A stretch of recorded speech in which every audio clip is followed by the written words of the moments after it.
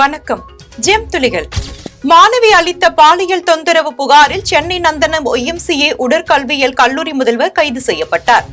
சென்னை நந்தனம் YMCA வளாகத்தில் உடற்கல்வியியல் கல்லூரி செயல்பட்டு வருகின்றது. இந்த கல்லூரியில் தமிழகம் முழுவதும் பல்வேறு மாவட்டங்களை சேர்ந்த சுமார் 500க்கும் மேற்பட்ட மாணவ மாணவிகள் பயின்று வருகின்றனர். இக்கல்லூரியின் முதல்வராக பணியாற்றி வரும் ஜார்ஜ் அப்ரஹாம் மீது 23 வயதான ஒரு மாணவி கடந்த டிசம்பர் 2ஆம் தேதி சைதாப்பேட்டை அனைத்து மகளிர் காவல் நிலையத்தில் புகார் அளித்தார். இதையடுத்து கல்லூரி முதல்வர் ஜார்ஜ் அப்ரஹாம் மீது பெண் வன்கொடுமை உள்ளிட்ட பிரிவின் கீழ் வழக்கு பதிவு செய்யப்பட்டது. மேலும் புகார் குறித்து சைதாப்பேட்டை மகளிர் போலீசார் விசாரணை செய்த நிலையில் உடற்பயிற்சி கூடத்தில் மாணவிகளிடம் பாலியல் ரீதியாக கல்லூரி முதல்வர் அத்துமீறியது தெரியவந்தது. இந்த நிலையில் கல்லூரி வளாகத்தில் உள்ள குடியிருப்பில் தங்கியிருந்த அவரை போக்சோ சட்டத்தின் கீழ் போலீசார் நேற்று கைது செய்தனர். நாளை 12ஆம் வகுப்பு பொதுத் தேர்வு நடைபெற உள்ளதால் பெற்றோர்கள் மாணவ மாணவிகளை அச்சப்படுத்தாமல் ஊக்கப்படுத்த வேண்டும் என அமைச்சர் அன்பில் மகேஷ் கேட்டுக் கொண்டார். ஆவடி மாநகர தெற்கு பகுதி திமுக சார்பில் எல்லோருக்கும் எல்லாம் என்பதே லட்சியம் என்ற மக்கள் ஆட்சியில் தமிழர் எழுச்சி நாள் மாபெரும் பொதுக்கூட்டம் மற்றும் நலத்திட்ட உதவிகள் வழங்கும் நிகழ்ச்சி ஆவடி கலைஞர் திடலில் நடைபெற்றது. ஆவடி மாநகர தெற்கு பகுதி செயலாளர் ராஜேந்திரன் தலைமையில் நடைபெற்ற இந்த நிகழ்ச்சியில் சிறப்பு அழைப்பாளராக பள்ளி கல்வித்துறை அமைச்சர் அன்பில் மகேஷ் பொய்யாமொழி, பால்வளத்துறை அமைச்சர் நாசர் ஆகியோர் கலந்து கொண்டு சிறப்புரையாற்றி நலத்திட்ட உதவிகளை வழங்கினர். முன்னதாக அமைச்சர் அன்பில் மகேஷ் பொய்யாமொழிக்கு வீரவாள் அளித்து அமைச்சர் நாசர் கௌரவித்தார். இந்த நிகழ்ச்சியில் பூவிருந்தமல்லி சட்டமன்ற உறுப்பினர் கிருஷ்ணசாமி, ஆவடி மாநகர மேயர் உதயகுமார், பகுதி கழக செயலாளர்கள் பேபி சேகர், நாராயண பிரசாத், பொன் விஜயன் மற்றும் வட்ட நகர பேரூர் கழக நிர்வாகிகள் பலர் கலந்து கொண்டனர். நிகழ்ச்சியில் பேசிய அமைச்சர் அன்பில் மகேஷ், 5 வயதை நெருங்கிய குழந்தைகளை உடனடியாக பள்ளியில் சேர்க்க பெற்றோர்கள் கவனத்துடன் இருக்க வேண்டும் எனவும், வருகின்ற நாளை 12ஆம் வகுப்பு மாணவ மாணவிகளுக்கு அரசு தேர்வு நடைபெற உள்ளதால் பெற்றோர்கள் மாணவ மாணவிகளை அச்சப்படுத்தாமல் ஊக்கப்படுத்த வேண்டும் என கேட்டுக்கொண்டார். ஒட்டுமொத்தமாக இந்தியாவுக்கே ஒரு திராவிட மாடல் அப்படிங்கிற ஒரு மாடல் முன்னிறுத்துகின்ற ஒரு முதலமைச்சர் அவர் உரையாற்றும் போது கூட சொல்லுவார், திராவிட மாடல் என்பது எதையும் இடிக்காது, உருவாக்கும். திராவிட மாடல் என்பது எதையும் சிதைக்காது, சீர் செய்யும். திராவிட மாடல் என்பது யாரையும் பிரிக்காது, அனைவரையும் ஒன்றிணைக்கும். திராவிட மாடல் என்பது யாரையும் தாழ்த்தாது, அனைவரும் சமம் என்று சொல்லும். திராவிட மாடல் என்பது யாரையும் புறக்கணிக்காது, தோளோடு தோளாக நின்று அரவணைக்கிறது தான் திராவிட மாடல் என்று வீர முழக்கமிட்டது மட்டுமல்ல, இன்றைக்கு அதன்படி ஒரு திராவிட மாடல் ஆட்சியை நடத்தி கொண்டிருப்பவர் நம்முடைய தமிழ்நாட்டினுடைய மாண்புமிகு முதலமைச்சர் அவர்கள். ஜனநாயகத்தின் மீதும் மதசார்பின்மை மீதும் அதே போன்று இங்கே இருக்கின்ற சமூக நீதியின் மீதும் அதிகப்பட்ட ஒரு பாராட்டை பெற்றிருக்கின்ற, அதே போன்று அது மீது அதிகப்பட்ட நம்பிக்கையை பெற்றிருக்கின்ற ஒரு முதலமைச்சராக இன்றைக்கு திராவிட மாடல் என்கின்ற அந்த ஆட்சியை நடத்தி கொண்டிருக்கின்றார் நம்முடைய மாண்புமிகு தமிழ்நாட்டு முதலமைச்சர். தூத்துக்குடியில் அமைச்சர் கீதா ஜீவன் பயனாளிகளுக்கு பல்வேறு நலத்திட்ட உதவிகளை வழங்கினார். தூத்துக்குடி அறிஞர் அண்ணா மண்டபத்தில் சமூக நலத்துறை மூலம் நடைபெற்ற திருமண நிதி உதவி மற்றும் திருமாங்கல்யத்திற்கு தங்கம் வழங்கும் விழாவிற்கு சமூக நலன் மற்றும் மகளிர் உரிமைத்துறை அமைச்சர் கீதா ஜீவன் தலைமை வகித்து பயனாளிகளுக்கு பல்வேறு நலத்திட்ட உதவிகளை வழங்கினார். இந்நிகழ்ச்சியில் தூத்துக்குடி மாநகராட்சி ஆணையர் தினேஷ்குமார், மாவட்ட வருவாய் அலுவலர் அஜய் ஸ்ரீனிவாசன், மாவட்ட சமூக நல அலுவலர் ரதிதேவி, 26வது மாமன்ற உறுப்பினர் சரண்யா ராஜ்குமார் உட்பட பலர் கலந்து கொண்டனர். ஷார்ஜாவில் இருந்து கடத்தி வரப்பட்ட 3.8 கோடி தங்கத்தை கோவை விமான நிலையத்தில் அதிகாரிகள் பறிமுதல் செய்தனர். ஷார்ஜாவில் இருந்து கோவை விமான நிலையத்திற்கு வந்த ஏர் அரேபியா விமானத்தில் தங்கம் கடத்தப்பட்டு வருவதாக உளவுத்துறையின் வருவாய் புலனாய்வு பிரிவு காவல்துறையினருக்கு ரகசிய தகவல் கிடைத்தது. தகவலின் பேரில் விமானத்தில் வைந்த பயணிகளை சோதனை செய்தபோது 11 பயணிகள் உள்ளாடைகளில் தங்கத்தை கடத்தி வந்தது தெரியவந்தது. இதனை அடுத்து அந்த பயணிகளிடம் இருந்து மொத்தம் 6.62 கிலோ தங்க நகைகளை வருவாய் புலனாய்வு பிரிவு அதிகாரிகள் பறிமுதல் செய்தனர். இந்த சோதனையில் கிலோவுக்கு அதிகமாக தங்க நகைகளை கடத்தி வந்த அர்ஜுன் என்பவரை மட்டும் அதிகாரிகள் கைது செய்தனர். மற்ற 10 பயனாளிகளிடமும் அதிகாரிகள் விசாரணை மேற்கொண்டு வருகின்றனர். மேலும் பறிமுதல் செய்யப்பட்ட தங்கத்தின் மதிப்பு 3.8 கோடி ரூபாய் என தெரிவிக்கப்பட்டுள்ளது. பெரம்பலூர் அருகே சாலையோரம் நடந்து சென்ற போது அடையாளம் தெரியாத வாகனம் மோதியதில் முதியவர் உயிரிழந்தார். பெரம்பலூர் மாவட்டம் குரும்பலூர் அரசு கலை மற்றும் அறிவியல் கல்லூரி அருகே துறையூர் செல்லும் சாலையோரத்தில் முதியவர் ஒருவர் நடந்து சென்றுள்ளார். அப்போது அவர் மீது அடையாளம் தெரியாத வாகனம் மோதியதில் இடது கால் துண்டிக்கப்பட்டு சம்பவ இடத்திலேயே உயிரிழந்தார். தகவல் அறிந்து சம்பவ இடத்திற்கு வந்த பெரம்பலூர் நகர போலீசார் முதியவரின் உடலை கைப்பற்றி அரசு மருத்துவமனைக்கு பிரேத பரிசோதனைக்காக அனுப்பி வைத்து இறந்த முதியவர் யார் என்றும் அவரது இறப்பு குறித்தும் விசாரணை மேற்கொண்டு வருகின்றனர். திருவள்ளூர் ரயில் நிலையத்தில் அனைத்து ரயில்களும் நின்று செல்ல வலியுறுத்தி ரயில் பயணிகள் உள்ளிட்ட அமைப்புகள் சார்பில் கண்டன ஆர்ப்பாட்டம் நடத்தப்பட்டது. திருவள்ளூர் ரயில் நிலையத்தில் அனைத்து ரயில்களும் நின்று செல்ல வேண்டும் என ரயில் பயணிகளும் பொதுமக்களும் கோரிக்கை வைத்துள்ளனர். இந்நிலையில் திருவள்ளூர் ரயில் பயணிகள் சங்கம் என பல்வேறு ரயில்வே சங்கத்தினர் உள்ளிட்ட அமைப்பினர் திருவள்ளூர் ரயில் நிலையம் அருகே கண்டன ஆர்ப்பாட்டம் நடத்தினர். அப்போது திருவள்ளூர் ரயில் நிலையம் வழியாக நாள்தோறும் 180 புறநகர் மின்சார ரயில்கள் இயக்கப்படுவதாகவும் குறைந்தபட்சம் 20 விரைவு ரயில்கள் நின்று செல்ல வேண்டும் எனவும் வலியுறுத்தினர். ஏற்கனவே 11 விரைவு ரயில்கள் திருவள்ளூர் ரயில் நிலையத்தில் நின்று செல்வதாகவும் மீதமுள்ள 9 விரைவு ரயில்களும் நின்று செல்ல வேண்டும் என கோரிக்கை விடுத்தனர். கோரிக்கைகளை ஏற்காவிட்டா அடுத்த கட்டம் நீங்க என்ன செய்யறதா இருக்கு? ஒன் பை ஒன்னா போவாங்க. நாங்க எடுத்துதான் நாங்க காரசாரமா எந்த காரியத்துக்கு நாங்க போக மாட்டோம். ரயில் மறியல் அதற்கெல்லாம் நாங்க செய்யவே மாட்டோம். நாங்க ஸ்டெப் பை ஸ்டெப்பா போவோம். அடுத்தது வியாபாரிகள் சங்கம் மூலயமாக ஒரு கோரிக்கை எழுப்போம். நீங்க எல்லாத்தையும் முதல்ல திருவள்ளூர் மணவல் நகர் சுற்று வட்டார இருக்கிறதெல்லாம் கடை அடைப்பு பண்ணுவோம். அதுவும் சரி அவங்க செவி சாய்க்கவில்லை என்றால் ஒட்டுமொத்த திருவள்ளூர் டிஸ்ட்ரிக்ட் உள்ள கடையெடுப்பு செய்வோம் என்று கூறி விடைபெறுகிறது. குழந்தைகள் பாதுகாப்பு வலியுறுத்தி வேலுச்சேரி பறக்கும் ரயில் நிலையத்தில் இருந்து புழுதிவாக்கம் வரை சிறுவர்கள் விழிப்புணர்வு பேரணி சென்றனர். சென்னை ஆதம்பாக்கம் RPM மகளிர் நலசங்கம் சார்பில் குழந்தைகள் பாதுகாப்பை வலியுறுத்தி சென்னை வேலுச்சேரி பறக்கும் ரயில் நிலையம் முதல் புழுதிவாக்கம் ரயில் நிலையம் வரை சிறுவர்கள் பல்வேறு விழிப்புணர்வு பதாகைகளை கைகளில் ஏந்தியவாறு நடைப்பயணமாக சென்றனர். இந்த நடைப்பயணத்தை சென்னை மாநகராட்சியின் 12வது மண்டல குழு தலைவர் சந்திரன் நீலக்கொடியசைத்து பேரணியை துவக்கி வைத்தார்.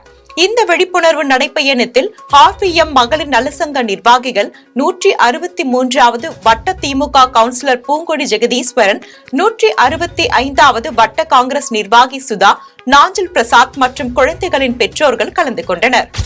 வலங்கைமான் பாடை கட்டி மகா மாரியம்மன் கோவிலில் பூச்சொரிதல் விழா வெகு விமர்சையாக நடைபெற்றது.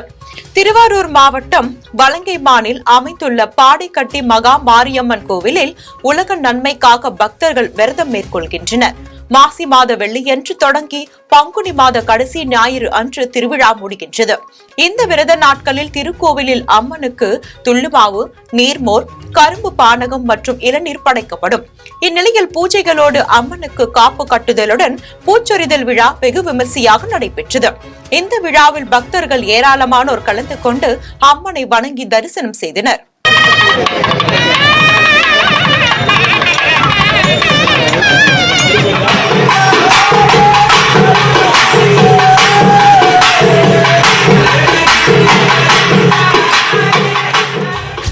சேலத்தில் நடைபெற்ற விளையாட்டுப் போட்டியில் பள்ளி மாணவ மாணவிகள் குடைபிடித்து நடனமாடியது காண்போரை வியப்பில் ஆழ்த்தியது. சேலம் டால்மியா போர்ட் பகுதியில் உள்ள தனியார் பள்ளியில் 1ஆம் ஆண்டு விளையாட்டு விழா நடைபெற்றது. இதில் மாணவ மாணவிகள் குடைபிடித்து நடனம் ஆடியது அனைவரும் வியப்பில் ஆழ்த்தியது. தொடர்ந்து ஓட்டப்பந்தயம், தண்ணீர் நிரப்பும் போட்டி உள்ளிட்ட பல்வேறு போட்டிகளில் மாணவ மாணவிகள் கலந்து கொண்டு தங்களின் திறமையை வெளிப்படுத்தினர். மேலும் பேப்பர்களை கையில் வைத்து விதவிதமான பாடல்களுக்கு ஏற்றவாறு மழலை குழந்தைகள் நடனமாடியது கண்கள்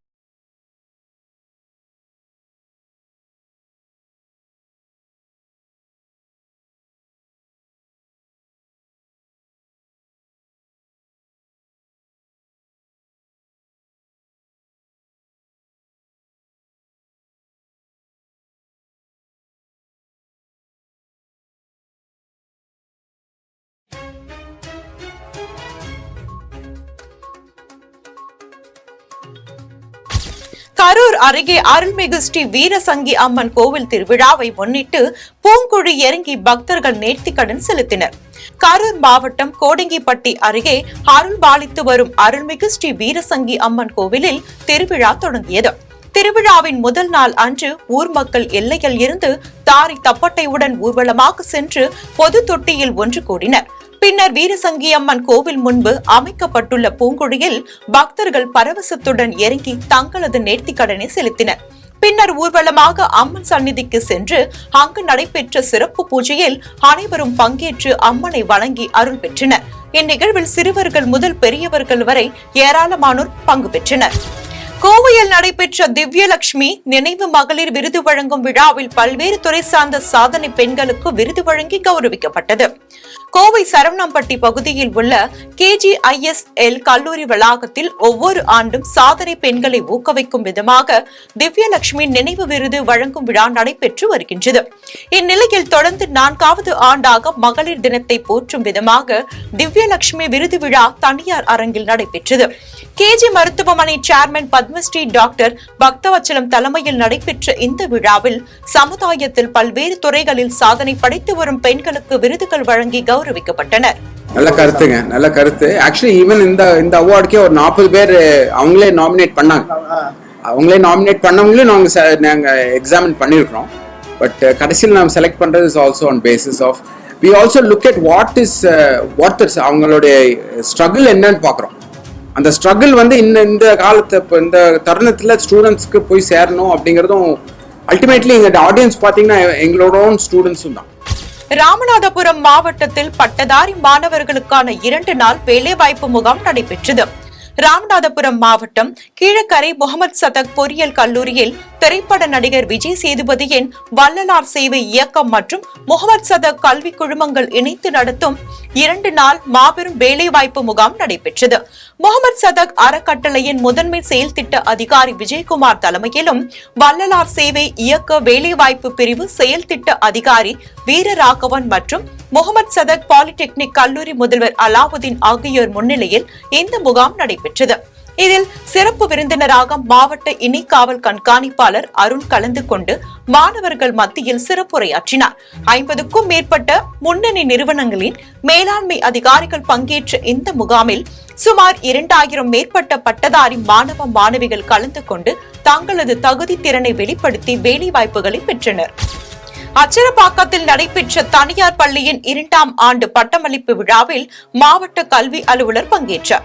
செங்கல்பட்டு மாவட்டம் அச்சரப்பாக்கம் அடுத்துள்ள தொழுபேடு ஊராட்சியில் செயல்பட்டு வரும் இன்டர்நேஷனல் பள்ளியில் 2ஆம் ஆண்டு பட்டமளிப்பு மற்றும் பள்ளி ஆண்டு விழா நடைபெற்றது. காஞ்சிபுரம் மாவட்ட கல்வி அலுவலர் ஜெய்சங்கர் மற்றும் ஆலம்பள்ளி நிறுவனர் ரமேஷ் ஆகியோர் பங்கேற்ற இந்த விழாவில் நடத்தப்பட்ட ஓவியம் வரைதல், பேச்சு போட்டி உள்ளிட்ட பல்வேறு விதமான போட்டிகளில் வெற்றி பெற்ற மாணவ மாணவிகளுக்கு பரிசுகள் வழங்கப்பட்டது. இதனைத் தொடர்ந்து பள்ளி மழலை செல்வங்கள் மற்றும் மாணவ மாணவிகளின் பாரம்பரிய கலை நிகழ்ச்சிகள் நடைபெற்றது.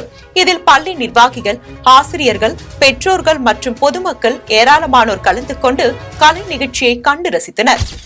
பொருளாதாரத்திற்கும் வேலைவாய்ப்பு உருவாக்குவதற்கும் பெருமளவு பங்களிக்க வாய்ப்புகள் அதிகமாக உள்ளது என அமைச்சர் மனோ தங்கராஜ் கூறியுள்ளார்.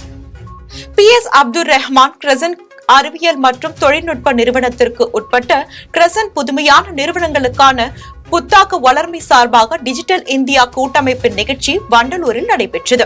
இதில் சிறப்பு விருந்தினராக தகவல் தொழில்நுட்பம் மற்றும் டிஜிட்டல் சேவைகள் துறை அமைச்சர் மனோ தங்கராஜ் கலந்து கொண்டு பேசுகையில், அதிநவீன மற்றும் வளர்ந்து வரும் தொழில்நுட்பங்களை பயன்படுத்தி ஸ்டார்ட் அப் நிறுவனங்களை உருவாக்க தமிழ்நாடு அரசு தகவல் தொழில்நுட்ப மைய திட்டத்தை உருவாக்கி உள்ளதாக தெரிவித்தார். இதன் மூலம் பொருளாதாரத்திற்கும் வேலைவாய்ப்பு உருவாக்குவதற்கும் பெருமளவு பங்கு அளிக்க வாய்ப்புகள் அதிகமாக உள்ளது என்றார். நம்முடைய நாட்டை டிஜிட்டலைஸ் ஆட்டோமேஷன் இன்னும் நம்ம டிஜிட்டலைசேஷனையும் ஆட்டோமேஷன் பண்ணாமல் இருக்க முடியாது. அப்போ நம்ம தமிழ்நாட்டை பொறுத்தவரை நாங்கள் IT department tech to common சாமானிய மனிதனுக்கு தொழில்நுட்பம் என்ற ஒரு ஒரு ஒரு முழக்கத்தை வைக்கிறாங்க. அதாவது தொழில்நுட்பத்தினுடைய பயன் சாதாரண மக்களுக்கு கிடைக்கணும். ஸோ அதையும் நாங்கள் ஒரு அஜெண்டாவாக வைத்து இந்த நிகழ்வை RS மங்கலத்தில் வாரசந்தை அருகே தேங்கி நிற்கும் கழிவு நீரால் துர்நாற்றம் வீசுவதோடு வைரஸ் காய்ச்சல் போன்ற பல்வேறு நோய்களால் பாதிக்கப்படுவதாக வியாபாரிகள் வேதனை தெரிவித்துள்ளனர். ராமநாதபுரம் மாவட்டம் RS மங்கலத்தில் உள்ள வாரசந்தை அருகே 1 வருடத்திற்கும் மேலாக கழிவுநீர் கால்வாயில் நெகிழி குப்பைகள், பாட்டில்கள் தேங்கி துர்நாற்றம் வீசுவதோடு கொசுக்களும் உற்பத்தியாகி வருகின்றது. இதனால் பல்வேறு வைரஸ் காய்ச்சல்களால் பாதிக்கப்பட்டு வருவதாகவும், இதுகுறித்து பேரூராட்சி நிர்வாகத்திடம் பலமுறை புகார் அளித்தும் எந்த நடவடிக்கையும் எடுக்காமல் மெத்தன போக்கோடு இருந்து வருவதாக வியாபாரிகள் வேதனை தெரிவிக்கின்றனர். தேங்கி நிற்கும் கழிவு நீரை அகற்றவும், சாலையோர கடைகளை அகற்றி சந்தையின் உள்ளே வைக்க நடவடிக்கை எடுக்க வேண்டும் என பேரூராட்சி நிர்வாகத்திடம் விவசாயிகள் கோரிக்கை விடுத்துள்ளனர். தண்ணி மழை காலங்கள்ல இந்த சந்தைக்குள்ளே தண்ணி தேங்கிக்கிறது. சாயங்கால டயத்தில் 6 மணி ஆகுதுல கொசு வந்து எல்லா வியாபாரிகளையும் கடிக்குது. ஒரே நாத்தமா இருக்கு, சாக்கடை நாத்தம் ரொம்ப இதா இருக்குது. இதனால எங்களுக்கு வந்து வியாதிகள் பரவக்கூடிய ஒரு அபாய நிலை இருக்குது. மக்கள் வர்றவங்களுக்கு ரொம்ப பாதிப்பாகவும் இருக்குது. சுற்றி வர்றவர்கள் எல்லாருமே ரொம்ப ஆபத்தான சூழ்நிலை இருக்கு. பல முறையும் நாங்கள் இந்த சந்தை நிர்வாகம் பண்றவங்கள்ட்ட எடுத்து சொல்லியிருக்கோம். அவங்க சொல்றதுக்கு இது வந்து பேரூராட்சிலாம் செஞ்சு கொடுக்கணும்னு சொல்லிட்டு அவங்க கையை விரிச்சிடுறாங்க. இது வரைக்கும் ஒரு 4-5 வருட காலமா ஒரே சாக்கடை தேங்கி இருக்குது. இதை நீங்க சந்தை நிர்வாகமும் பேரூராட்சியும் சேர்ந்து கூடிய மட்டும் இந்த சாக்கடையை நிவர்த்தி பண்ணி எல்லாருக்கும் ஒரு விடுதலை வாங்கி தரும்படி நல்லா கேட்டுக்கொள்கிறோம். பொன்னேரி அருகே மெக்கானிக் கடையில் ஏற்பட்ட தீ விபத்தில் 15 லட்சம் ரூபாய் மதிப்பிலான பொருட்கள் தீயில் கருகி சேதமடைந்தன. திருவள்ளூர் மாவட்டம் பொன்னேரி அடுத்து திருவெங்கடாபுரம் பகுதியில் கந்தன் என்பவர் இருசக்கர மெக்கானிக் கடை நடத்தி வருகின்றார். கந்தனும் அவரது கடையில் பணியாற்றும் ஹரி என்பவரும் இருசக்கர வாகனத்தை பழுது பார்க்கும் பணியில் ஈடுபட்டிருந்தனர். அப்போது திடீரென இருசக்கர வாகனத்தில் தீப்பற்றி வெடித்து சிதறி கரும்புகையுடன் தீ எரிந்தது. தகவலின் பெயரில் சம்பவ இடத்திற்கு வந்த பொன்னேரி தீயணைப்பு வீரர்கள் சுமார் 1 மணி நேர போராட்டத்திற்கு பிறகு தீயை அணைத்தனர். இந்த தீ விபத்தில் மெக்கானிக் கடையில் இருந்த இருசக்கர வாகனங்கள், அருகில் இருந்த கடைகளில் இருந்த பொருட்கள் என சுமார் 15 லட்சம் ரூபாய் மதிப்பிலான பொருட்கள் தீயில் கருகி சேதமடைந்தது. இந்த தீ விபத்து குறித்து பொன்னேரி போலீசார் வழக்கு பதிவு செய்து விசாரணை மேற்கொண்டு வருகின்றனர்.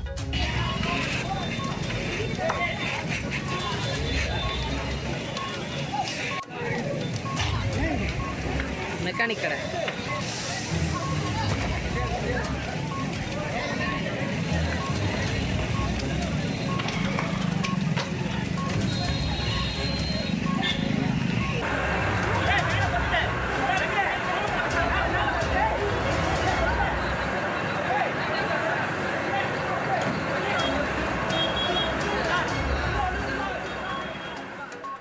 திருவெண்ணை நல்லூரில் உள்ள தனியார் பள்ளியில் 30ஆம் ஆண்டு விழா வெகு சிறப்பாக கொண்டாடப்பட்டது.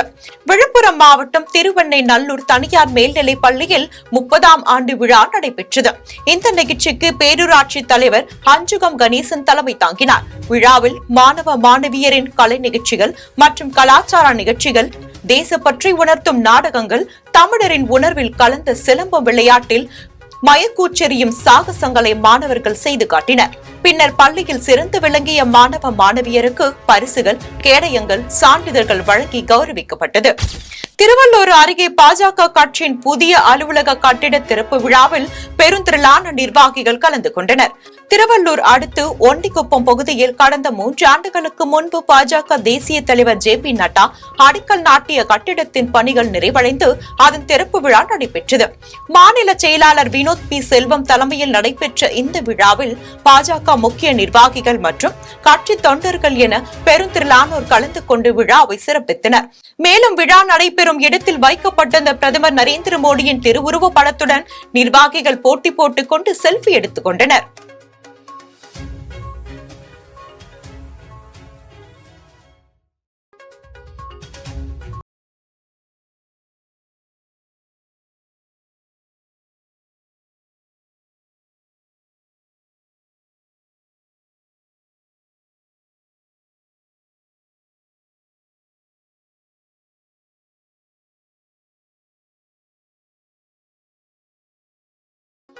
இத்துடன் ஜெம் துளிகள் நிறைவடைகின்றது. மீண்டும் ஜெம் துளிகளை காண தொடர்ந்து இணைந்திருங்கள் ஜெம் தொலைக்காட்சியுடன். நன்றி, வணக்கம்.